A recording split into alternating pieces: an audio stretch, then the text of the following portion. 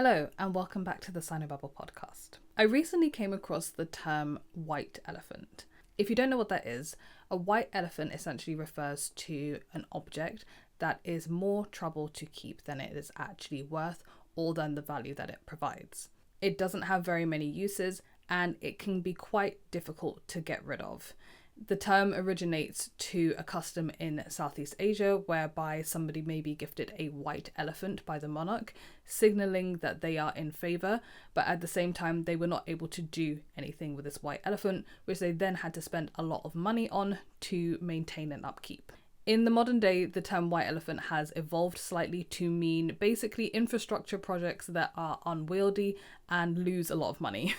Even though the infrastructure may be in use or at least exist as some sort of visual prize, the infrastructure itself or the project or the maintenance of said infrastructure has become an overall burden. So what we're going to talk about today is how China's high-speed rail infrastructure network may be the biggest white elephant of them all. Now, this opinion and analysis does not come from me. It comes from someone very high up within Chinese academia and in general as an advisor to the Chinese state. Before I get on to who this person is and what they have to say, I do have some personal opinions about China's high-speed rail network, which I would like to share, which essentially is that I love it. I love high-speed rail in China. It is so good. If you've never been, if you're planning to go to China one day, I highly recommend that you make at least one reservation on a Chinese bullet train. They are so clean, so efficient. When I was a student in China, they were really cheap as well. I don't know how cheap they are to this day. I think still relatively cheap. I would get a whole sleeper bed to myself in a compartment with 4 other beds. And I remember I took a trip from Xi'an. I went to sleep at night, woke up in Dalian again in the morning. It was super smooth. Recently, when I was doing my thesis research, in 2020, I had to get the train from Shanghai to Hangzhou a lot. It was so easy to book. The tickets were like £3. The chairs were massive. They all had charger ports. They still have snack carts. Like this, you don't understand. For a British person, this is revolutionary, okay? They have taken away all our amenities on the British rail. Our trains suck. They're small, they're old, they're cramped, they're expensive. So to someone like me, Chinese high-speed rail is like living in the future. So in general, the idea of China's high-speed rail network is a good idea. I think it's great. However, there are criticisms of the Chinese high-speed rail network that illuminate not only problems with that particular infrastructure project, but the problem of infrastructure overcapacity in China in general, and the way that China's financialization of its economy has transpired to weaken its potential for growth and sustainability, which is a real shame because those trains are really good. So today I'm going to be talking specifically about one guy called Lu Dardao and his particular criticisms of high-speed rail, but then I'm also going to talk a little bit about this problem of infrastructure overcapacity and also how this might be affecting China's relations with other countries in the future, and in general China's growth model and its ability to sustain its economy. So Lu Dardao is a prominent Chinese scientist. He was born in 1940. He's an academician of the state-run Chinese Academy of Sciences, which is the top science body in China. He was president of the Geographic Society of China between 1999 and 2010 and was instrumental in planning China's National Master Plan for Land Use. So basically, which areas in China would be prioritized for development and along what bases. So interestingly, because he is an expert in geography and how land should be used, Lu is a long-time critic of China's high-speed rail network. He's actually been criticizing the network since 2010, so over 15 years now. And he's recently released another blog post called The Glory of High-Speed Rail, What About Its Problems? I know that the idea of a blog post doesn't sound very formal, but WeChat is different. Okay, WeChat can be a formal channel in China. So it's very long. Well, not going to read the whole thing, but I want to take out his main points, discuss them bit by bit, and kind of dissect what he thinks the major problems with China's high-speed rail network are, how they've come about, and what impact this might have. Before we get into that, of course, we need a little bit of historical context, a little bit of background. So let's talk about the development and growth of China's high-speed rail network. So the high-speed rail network was part of China's general plan in the noughties for rapid expansion of particularly urban areas. So this includes building entire cities from scratch, highways, airports, subways, all of these sorts of transport systems.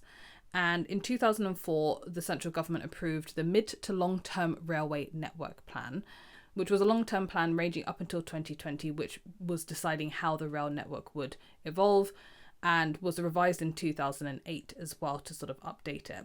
You know, China loves a long-term plan, and I love talking about these long-term plans as well. So this was of particular interest to me to see just how well they had managed to implement it.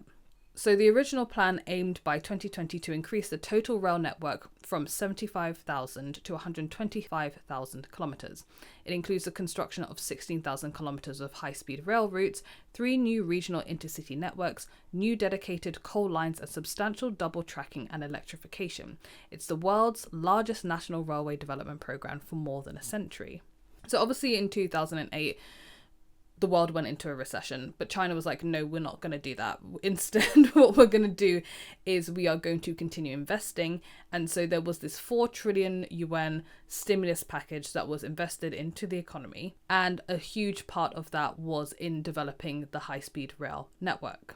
The government's 2008 economic stimulus program encouraged and enabled the Ministry of Railways to bring forward planned projects and ramp up individual project implementation speed to an unprecedented level. For example, the 1,068-kilometre Wuhan-Guangzhou high-speed railway started construction in 2005 and was commissioned in December 2009.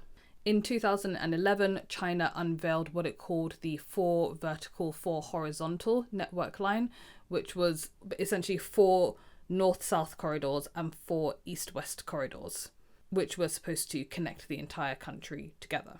So in 2016, they doubled down on this and introduced the 8 vertical, 8 horizontal network. So this expanded plan connected 81 different cities and accounts for around 80% of the total passengers transported each year. So after all of this investment, China now has the largest high-speed rail network in the world. I believe it's bigger than all of the other high-speed rail networks combined at 46,000 kilometers. It's very sleek, all of the stations are modern, all of the trains look amazing, brand new, spacious, as I've mentioned. You can get from Beijing to Shanghai, which is a journey of around 1,000 miles in under 5 hours. And of course, it's also a huge source of national pride and something that can be exported not just as a cultural achievement, but as an actual building project to other countries, which we'll come on to later. Again, it makes countries like the UK feel like we're living in the Stone Age. Why can't we have high-speed rail? But sorry, that's not the topic for today, but still, it just makes me so sad. But as I mentioned earlier, there are cracks that have been emerging in the program. These cracks have been emerging since at least 2010 or perhaps even before, and one of the major people to point this out was Mr. Liu or Dr. Liu. There were other hints that there may be problems with the system. In 2011, the Railways Minister Liu Jijun was found guilty of accepting bribes of more than 64 million yuan over 25 years, and he was jailed for 10 years, given a suspended death sentence for embezzling and taking bribes for handing out contracts for China's high-speed rail. Now, this guy may never have been found out, but actually there was a crash on the Wenzhou line which killed 40 people and basically caused this national outrage, at which point it was revealed that as part of taking bribes, as the leader of the National Rail Programme, he had been allowing people to cut corners, ignore safety protocols, things like that. So at this point, the Ministry of Railways was abolished and it was subsumed into another ministry. But this did not actually do anything to stop or deter planning. If anything, things increased. Under Xi Jinping's leadership, new plans have been introduced. A new target for 2035 is 70,000 kilometres of high-speed rail, connecting every city with more than 500,000 people. So now the debate is less about, can we build high-speed rail? Is high-speed rail any good? Now it's just do we actually need this? Have we reached a point where we've moved beyond actually serving people and it being of benefit to the nation to the point where we're just building it for building its sake. And if we are just building it for building its sake, what are the actual economic benefits of this? Like, why would we continue to build this high-speed rail when we don't actually need it? So we're going to go through all of that. First of all, I'm going to talk about the reasons why Dr. Liu says that the high-speed rail system is bad. I really like his arguments. Some of them are quite amusing for how on the nose they are. Before I get into it as well, I think it's worth pointing out that this is quite rare that such a prominent figure would come out and critique plans of the CCP for the country in such a direct way. But this guy is in his 80s, and often when people of his stature come out and do these sorts of critiques, they're not doing it from the perspective of wanting to undermine the system. They're doing it from the perspective of wanting to improve it and point out flaws that can be fixed. So they're acting as canaries in the coal mine. They're not there trying to sort of like undermine the state or say that Xi Jinping is like wrong and should be deposed because like there are too many trains or something. Okay, so Liu's first point is that there are too many short lines with not enough passengers to justify them. The main problem with this is obviously that it leads to a major loss in operational costs. During the decade spanning the 12th and 13th five-year plans, amid widespread public praise, China's high-speed rail system continued its great leap forward. It was during this phase that the majority of the heavy, loss-making lines were built. Numerous medium and long-term distance high-speed rail routes lacking sufficient passenger demand were completed, including a surprising number of segments under 300 kilometres with very low ridership. Within the 8 vertical, 8 horizontal national high-speed rail blueprint, more than 100 such short-distance lines now exist. Many cities in China are currently constructing or planning to construct short-distance high-speed rail. Such irrational and uneconomic developments will cause widespread severe economic losses and should be halted. Short-distance high-speed rail between large cities and medium-sized cities will be unprofitable. Insufficient passenger volume is unavoidable. Instead, suburban light rail, conventional railway, or even highway buses would suffice. According to local media reports, the Jingmen-Jingzhou high-speed rail spans a newly built main line of 77 kilometres and includes 3 stations. Designed for a maximum speed of 350 kilometres per hour, the line opened in December 2024. I estimate the total investment will exceed 20 billion yuan. Jingmen and Jingzhou are 2 medium-sized cities less than 100 kilometres apart, with neither substantial commuter traffic nor notable commercial passenger flow. The cities are already linked by conventional railway and an expressway, with a travel time of approximately 1.5 hours. Bus terminals are located near respective city centres, making door-to-door journeys by bus generally feasible.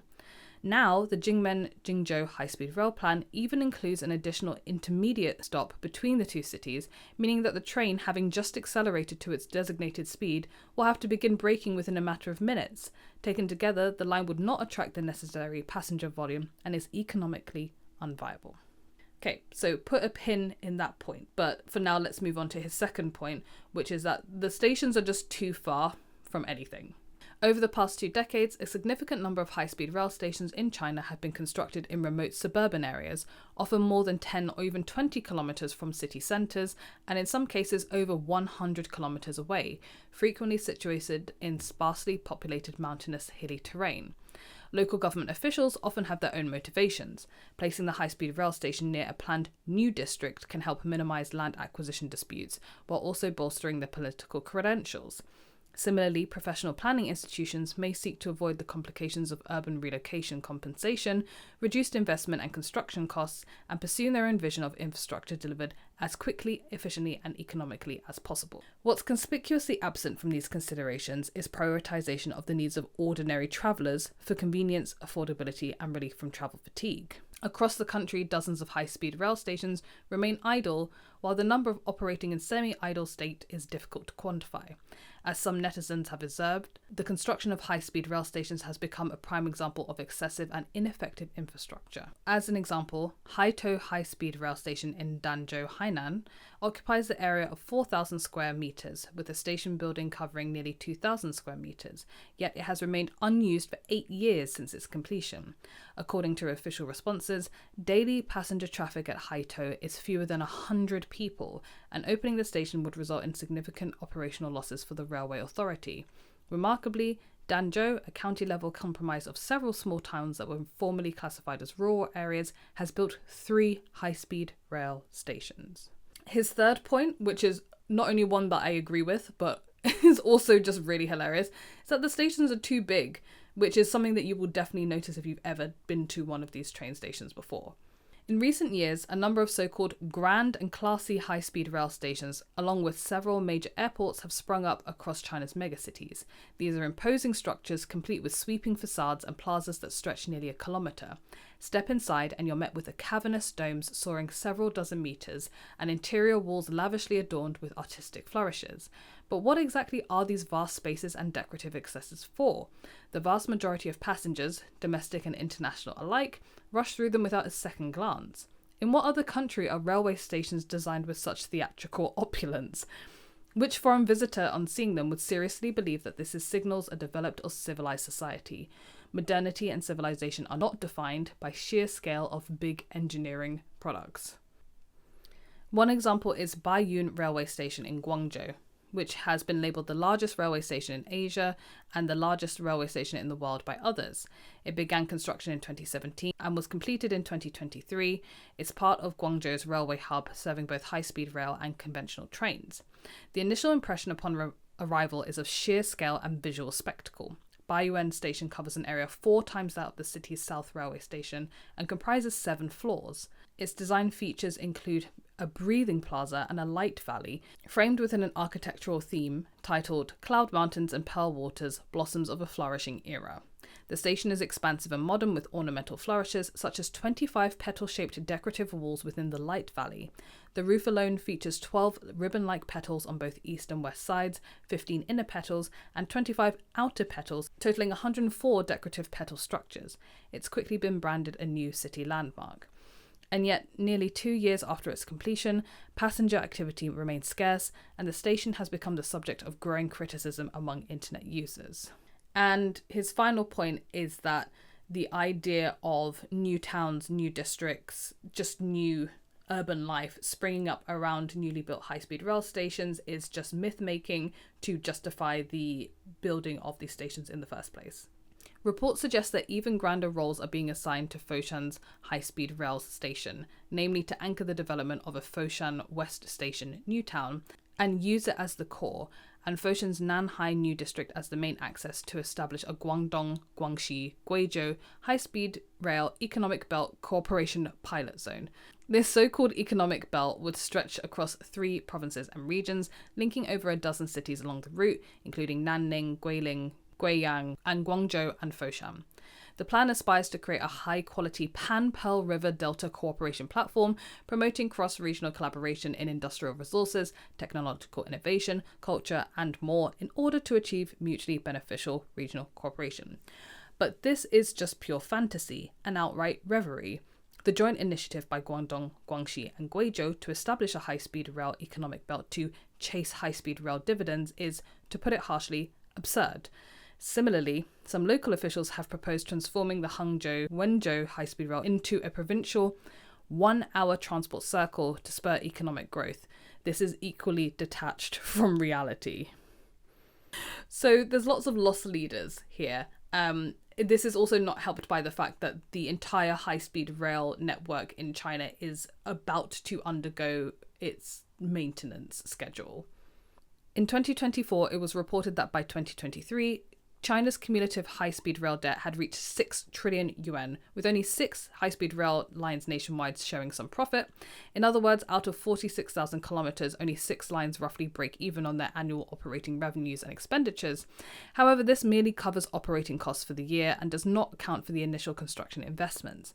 Broadly speaking, around 40,000 kilometers are operating at a loss, some even severely so.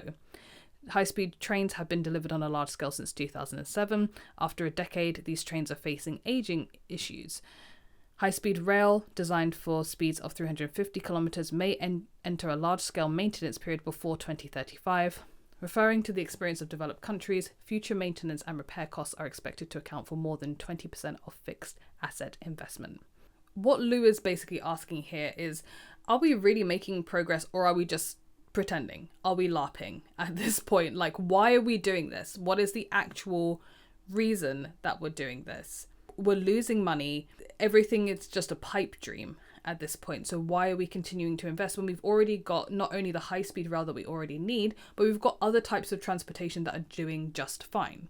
So we may be able to glean some clues from other studies about infrastructural overcapacity in China since the noughties and changes in China's economic model since that time. Essentially, what many economists argue is that in the noughties, China basically switched its macroeconomic long-term plan from one of a manufacturing export-led plan to one of an infrastructure-led financialization plan that was more about balancing books on a spreadsheet than it was about actually producing goods and profiting off the sale of those goods.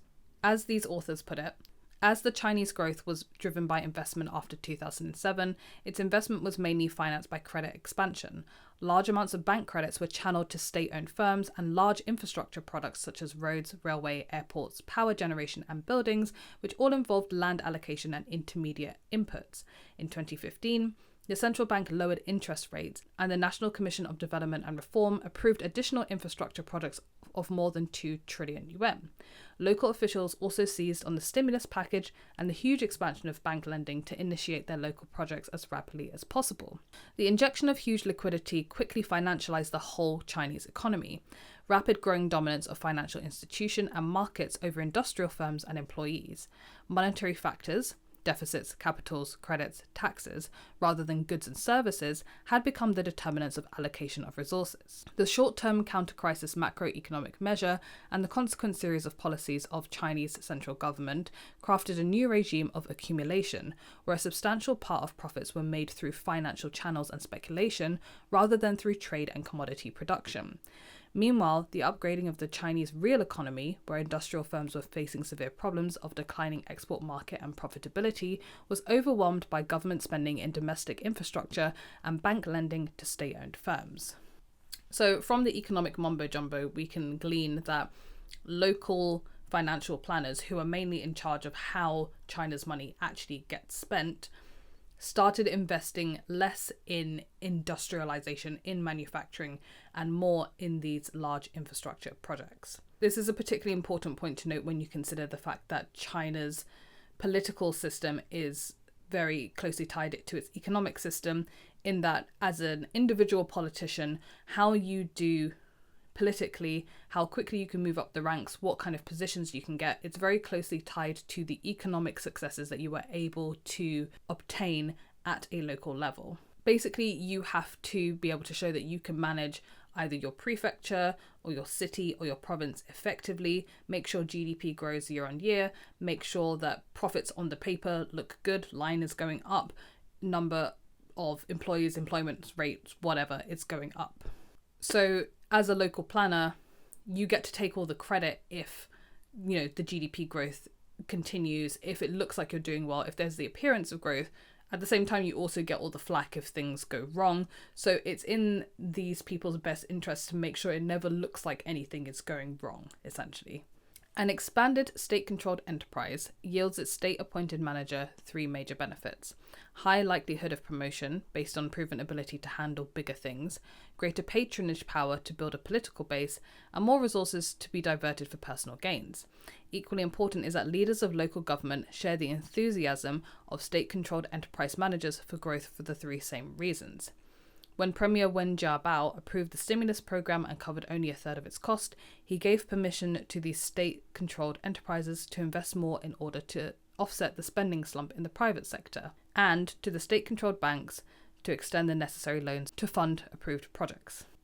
Because these state-controlled enterprises and state-controlled banks are implementing a state-assigned mission, their managers cannot be held responsible should the assigned projects turn out to be financial busts in the future. So you have this partnership between state-controlled enterprise managers, the people who control the firms, and the local leaders to work together to introduce projects that use the state-owned bank's money to make it look like they're profiting at a local level. So their concerns then become setting and meeting targets, making sure that the work that they're doing is visible, rather than what the long-term economic success is. Because as a state-controlled enterprise manager, it doesn't matter whether it succeeds. And as a local politician, you may have moved on to bigger and better things before the negative results of whatever infrastructure you've put in place come to fruition. So obviously this is a problem at a local level. And when I say local level, I mean at the Chinese level, right? As more and more of these projects are implemented, as Dr. Liu points out, you have a greater chance of a future drag on the economy, right? So the line is going up for now because the infrastructure is currently being built. So people are employed, money is being spent, investments are being made, revenues are going up. However, when it comes to like, okay, we've used all the land, we've built all the rail that's possible, what now? And there is no what now, it's just, it is what it is. These things end up becoming a financial burden. You know, the chickens come home to roost and somebody's got to pay this money back, by which time these people will be long gone. Increasingly, this is no longer just a China problem. As China becomes a more important global player, this problem is now seeping out and becoming an international problem. And by this problem, I mean the problem of infrastructure overcapacity. It can be very clearly seen with the Belt and Road project, where China goes into different countries and builds all these mega infrastructure products like high-speed rail networks or airports or whatever. And they give all of this mega project financing from their central banks or their state banks or whatever. And they plan all these things centrally without that much input from the locals, particularly when it comes to how the projects are planned, where they go, who builds them, with what materials, how it's funded, etc.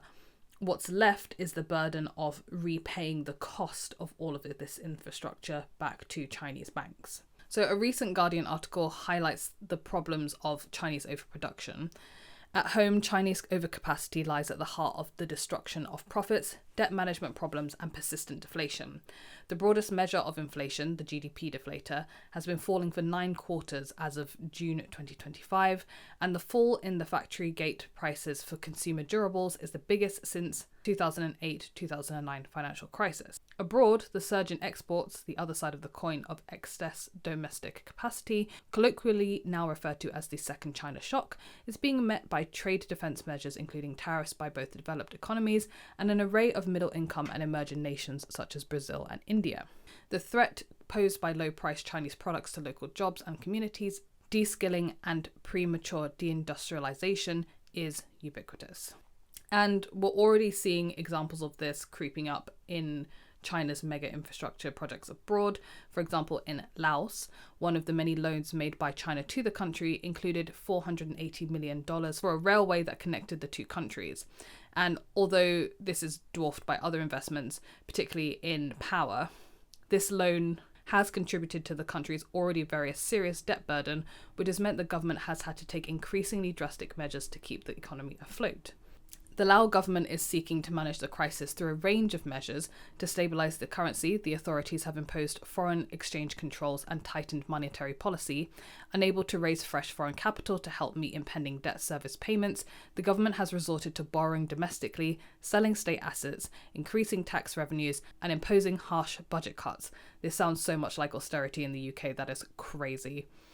In the medium term, the hope is that Laos will grow its way out of debt, especially given the recent completion of the Laos-China Railway. However, the most important measure by far keeping Laos afloat is the continued ad hoc deferral of near-term debt service payments to China. Another greatly cited example is that of Kenya's Mombasa-Nairobi Standard Gauge Railway, which should have a better name. Kenya's Chinese-built Standard Gauge Railway was supposed to be an economic engine for East Africa, linking the middle of the continent to the port at Mombasa. Instead, the SGR has become a financial burden that consumes an ever-increasing chunk of the nation's revenue. The railway's $4.7 billion price tag helped drive up Kenya's debt over the past decade, pushing it from 38% of GDP in 2012 to nearly 70% this year. Even as this country is struggling to repay what it owes to China, President William Ruto was in Beijing in October to request another $1 billion in loans. Deputy President Rigathi Gachagua told a local radio station that Ruto asked Chinese officials to slow the repayment of Kenya's existing loans while also borrowing money to finish stalled road projects. Those stalled projects could include completing the final leg of the railroad from Naivasha to the Uganda border. So if China's now scaling out its high-speed rail and other similar infrastructure projects, it's now no longer a China problem. This is now going to become a global issue. But China's put itself in a position where it can't stop the train. Excuse the pun. State-owned firms, local governments, they've become so reliant on the GDP growth figures that show up from just having these projects on the go, both at home and internationally, that they can't give that up, right? They don't really have an alternative. They don't have anything else that they can rely on to make it seem as if they can grow the economy or at least sustain it where it is. The only way that they're going to be able to make money in the future is basically by raking back debt payments from these other projects that they've built elsewhere. China's domestic record of economic expansion and the creation of domestic infrastructure and overcapacity are so unparalleled that the economy needs to deliver continuing infrastructure and other forms of domestic investment through Belt and Road. The financing and building of Belt and Road infrastructure projects reflect the same mode of regulation as China's domestic regime of investing in large-scale infrastructure projects. State-owned banks gave credits to local governments who develop land and infrastructure through the arms of state-owned firms. Local debts are thus accumulated with implicit endorsement of the central government, who becomes the ultimate creditor. In Belt and Road investment, host countries, instead of Chinese local firms, often become debtors. The Centre for Global Development, a think tank, published a paper naming 8 countries at high risk of debt stress thanks to BRI-related lending. To some extent, China's huge geostrategic lending over BRI projects represents the supremacy of its state finance-led regime of accumulation over the manufacturing-led growth model. What China has accumulated through BRI is the power over assets of infrastructure around countries that rely on China's effective manufacturing and construction capacities. I think there's no real solution here, or at least I can't see one, except for stop building high-speed rail.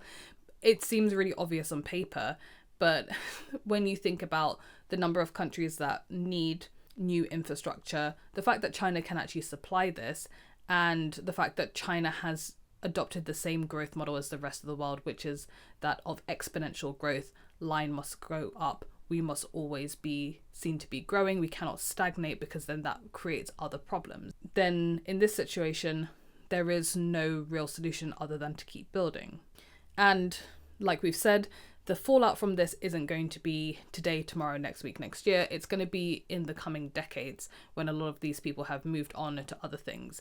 And I think what the Chinese government is trying to do, we've reached the speculation portion of the podcast, is they're trying to invest in other industries like high-tech manufacturing, in computing, in AI, robotics, all of these things that we discussed in the Hangzhou episode, in order to offset what is going to be a massive crisis with local government debt. And I'm going to be writing a piece on my Substack about how I think local government debt in China is possibly the thing that's going to turn China into Japan. That's going to be a paywalled, opinionated piece, because I know a lot of people are going to be like, how dare you have this opinion, da da da da da. But just from everything that I've been reading and, from my personal understanding of things like history, I don't think that China's local government debt is something that can be solved so easily. And I kind of wanted to use this high-speed rail episode as an example of that. The problem is so much bigger than this, but this is really just one very acute example. And, shout out to Dr. Liu for writing that piece that summarizes it so succinctly. We can talk about local government debt in China more in the future, but it's quite a deep, intensive project that's going to take many moons to discuss. But I think this high-speed rail example really just kind of summarizes the type of problems that local governments in China are in, how they're trying to solve them, and how China is exporting this problem to everybody else. So Hooray. Anyway, that's it for this episode, guys. This might be the last episode for a while. By the time this comes out, I will have given birth. So yeah, hopefully I'll be back soon enough to keep providing you with interesting stuff. If you enjoyed this episode, please like it, subscribe if you're on a platform where you can subscribe, share it with people if you think it's interesting. If you'd like to support my work, please head on over to the Buy Me a Coffee link that is in the description, and you can make a one-off donation. I do things like give you paywalled articles for you to read. That's really it at the moment. But if you like it and you just want to support anyway, I really, really appreciate it. And I will hopefully see you in the next episode. Bye-bye.